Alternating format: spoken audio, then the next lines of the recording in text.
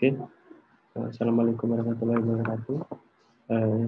Selamat pagi, siang, dan sore, dan malam, teman-teman seperti yang aku. Kita ini ya, bakal bahas soal tentang bab 5 ya, PKL, itu transaksi intercompany aset. Nah, kebetulan di sini aku bakal pandu kalian ya di soal workbook latihan yang di buku workbook ya, yang latihan soal nomor 4. Nah, kenapa aku milih soal ini? Karena juga termasuk di RPS ya.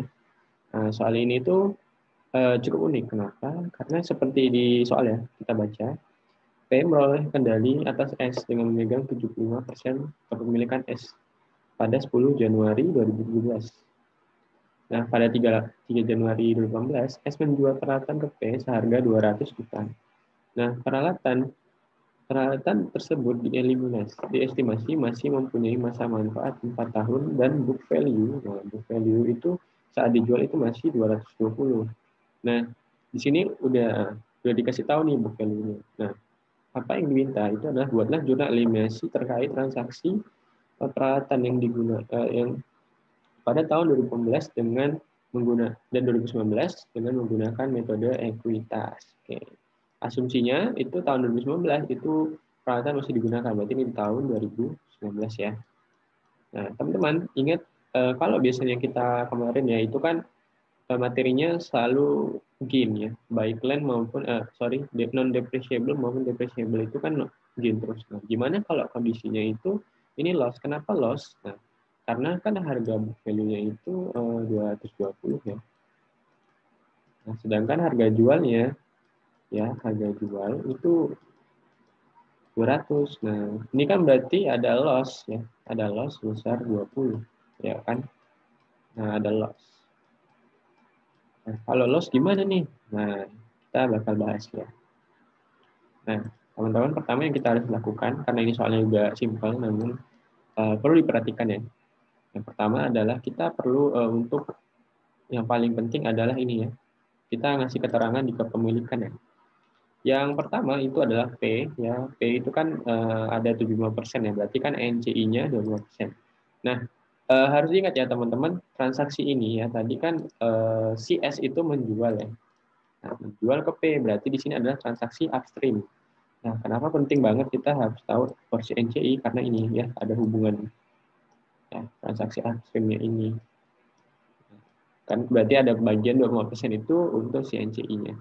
Nah, terus transaksi tadi kan tanggal 3 Januari ya. 3 Januari itu berarti dia awal tahun. Nah, kenapa ini penting? Kenapa? Karena nanti ini akan kita akan menyesuaikan itu unrealized profit dari depresiasinya, akumulasi. Kenapa? Karena kalau loss berarti kan book value lebih tinggi ya. Nah, harus diingat teman-teman bahwa transaksi seperti ini, transaksi aset ini bukan sebuah penjualan antara anak dan induk perusahaan. Kenapa? Karena ini sebenarnya hanya seperti transfer ya, transfer. Nah, maka yang sebenarnya itu nilai dari asetnya itu di sini ya peralatannya itu dia itu harusnya pakai nilai dari book value ya, bukan dengan harga jual. Nah, kenapa? Karena ini hanya transfer bukan penjualan yang utuh gitu. Nah, tadi udah ya harga jualnya 200 di sini, terus dia itu book value 220 berarti ada loss nih, 220.000. Nah, gimana? Karena ini equipment berarti kan ada depresiasi ya kan. Nah, dibilang di sini masih ada 4 tahun. Nah, karena masih ada 4 tahun berarti harus diingat teman-teman bahwa nanti ya kalau misalkan depresiasi yang dicatat P itu dia itu pakai harga jual ya. Harga jual di sini ya. Nah, itu berarti kan 200 juta dibagi 4. Itu kan dapatnya 50 juta ya. Nah, ini depresiasi yang dicatat oleh S. Nah, dicatat oleh P. Nah, gimana dengan kalau depresiasi book value? Nah, tadi seperti yang aku bilang, ini hanya transfer aset. Nah, karena harus dipakai book value, karena ini tidak boleh dicatat sebagai penjualan, maka kalau ada di book value itu, nah dari sini 220 dibagi dengan 5 ya. 220 dibagi 5. Nah, berarti kan ada 55 ya. Nah, di sini kalau biasanya kalau gain itu kan dia pasti over value depreciation. Nah, karena ini loss, maka itu adalah kondisinya under value depreciation. Itu sebesar 5 juta. Nah, atau cara lainnya Pak, teman-teman bisa langsung loss ini, ya ingat kalau loss berarti kan ada under value, tapi kalau gain itu over value. Nah, ini dibagi saja 4, langsung dapat juta. Ya. Nah, itu filosofinya pertama. Berarti kan kita udah dapat nih bagiannya. Nah, ini kita langsung, karena awal tahun tadi ya, nah, maka penting banget ini kita ngitung depresiasi. Kita lanjut di jurnalnya ya, kita jawab soalnya dulu. Jurnal pertama itu yang untuk ini ya, 2018 pertama, yang pasti kita harus menghilangkan ya, mengeliminasi itu unrealized loss-nya. Nah, ini ya langsung ya equipment pada loss. Nah, bedanya tadi ya, kalau misal gain-nya kan dihilangin. Nah, ini kan kita loss-nya dihilangin, berarti equipment-nya itu kita tambahin, karena harusnya itu nilainya itu 220 juta kan, berarti under value. Nah, ini kan under value berarti. Nah, maka kita tinggal balik kerja 20 juta ya dengan loss-nya tadi. Terus gimana nih untuk depresiasinya? Nah, untuk depresiasinya sendiri nanti kalian tinggal ngasih jurnal di sini ya.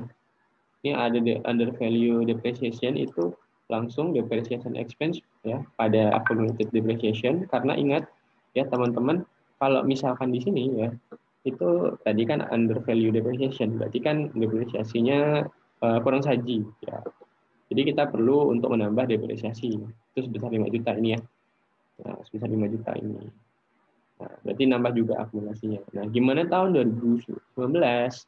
Nah, kalau 2019 berarti kan kita harus penyesuaian nilai equipment, karena kan ingat ya, dalam sudut pandang konsolidasi, nilai dari yang ini ya, nilai equipment yang dicatat P itu sebenarnya yang ini ya. Nah, yang ini. Tapi kan kalau konsolidasi, tadi aku bilang ini hanya transfer, jadi tidak boleh dicatat sebagai penjualan. Maka kita harus menyesuaikan. Nah, menyesuaikan pertama adalah equipment-nya kita di debit ya, ditambah karena ini loss ya kondisinya. Jadi equipment-nya itu harus ditambah karena under kan. Jadi kurang saji. Terus gimana nih ya? Accumulated depreciation-nya itu akumulasi dari tahun 2018 ya. Nah, ini akumulasi.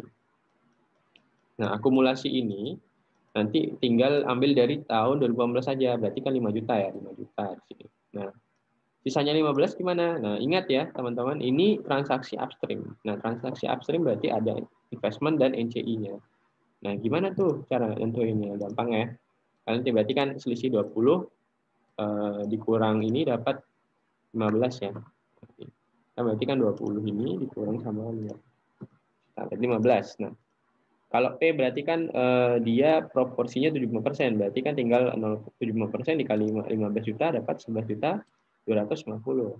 Nah, NCI ya sisanya yang tinggal dikurangi dapatlah 3 juta 250. Nah, ini jurnal pertamanya ya untuk penyesuaiannya dulu. Nah, karena diasumsikan ini tadi ya masih digunakan ya teman-teman. Nah, masih digunakan. Yang kedua, terus kita lanjut nih dengan under value-nya. Tadi dilanjut ya, karena ini masih ada manfaat 4 tahun ya. Berarti ini tahun kedua ya. Nah, tahun kedua sama aja ya jurnalnya. Tinggal di ini pada accumulated depreciation ya. Ini untuk soal nomor 4 ya. Mungkin memang harus dijelasin karena kan biasanya itu gimana dengan loss. Nah, semoga bisa membantu ya teman-teman. Jangan lupa kalau misal ada pertanyaan atau saran mungkin bisa kalian share di komen. Semoga bisa membantu terutama untuk tugas kalian ya. Makasih. Sekian dari aku. Assalamualaikum warahmatullahi wabarakatuh. Terima kasih.